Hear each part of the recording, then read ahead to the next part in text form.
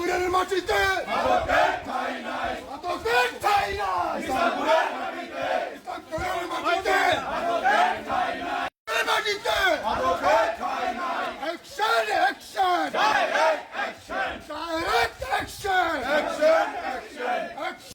যে এই এলাকাটা মাদক মুক্ত, যারা মাদক বহন করে এবং মাদক সেবন করে, যারা মাদক বিক্রি করে, আমার কথা হচ্ছে এই সমাজ থেকে তারা উচ্ছেদ।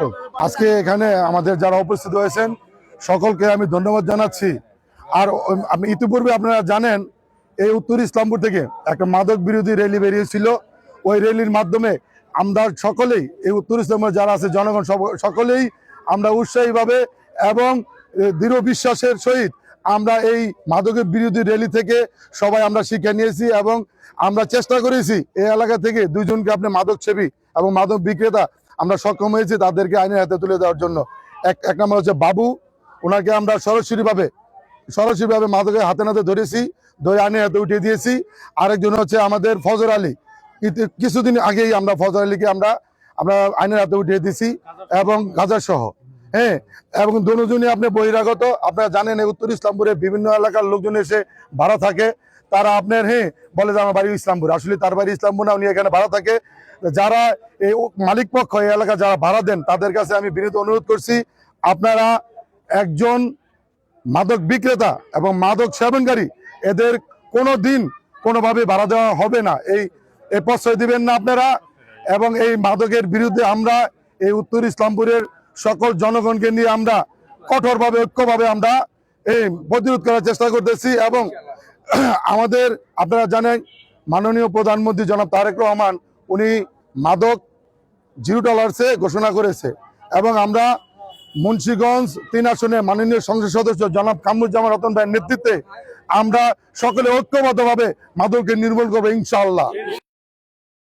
আমরা পুলিশ প্রশাসনের কাছে আমরা বিনীত অনুরোধ করব, আপনারা এই আমাদের যে এলাকার জনগণ যারা মাদক বিরোধী এবং ঐক্যবদ্ধ হয়েছে, তারা মাদককে সবাই না বলতেছে এবং মাদকের বিরুদ্ধে আছে যারা, এবং তাদেরকে আপনারা সহযোগিতা করবেন। এলাকা থেকে একজন মাদক বিভাগে ওনাকে হাতে নাতে ধরিয়েছে এবং এসপি সাহেবকে ফোন দিছে, উনি কিন্তু ফোন দেওয়ার 1 ঘন্টা পরে উনি পুলিশ পাঠিয়েছে। ওই সময় মাদক বিক্রেতা পালিয়ে যেতে সক্ষম হয়েছে।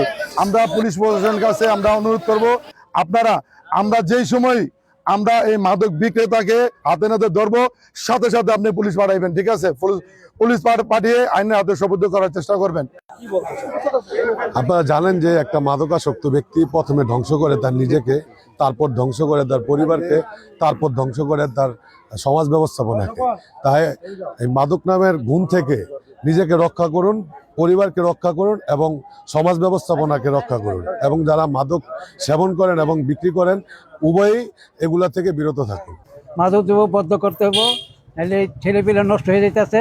আর যে মাদক বন্ধ করলে ছেলেপেলে যে কোনো একটা খেলাধুলার টাকা দিতে হবে, নাহলে খেলাধুলা থাকলে মাদক দ্রব্য থেকে মানুষ দূর হয়ে যাবে।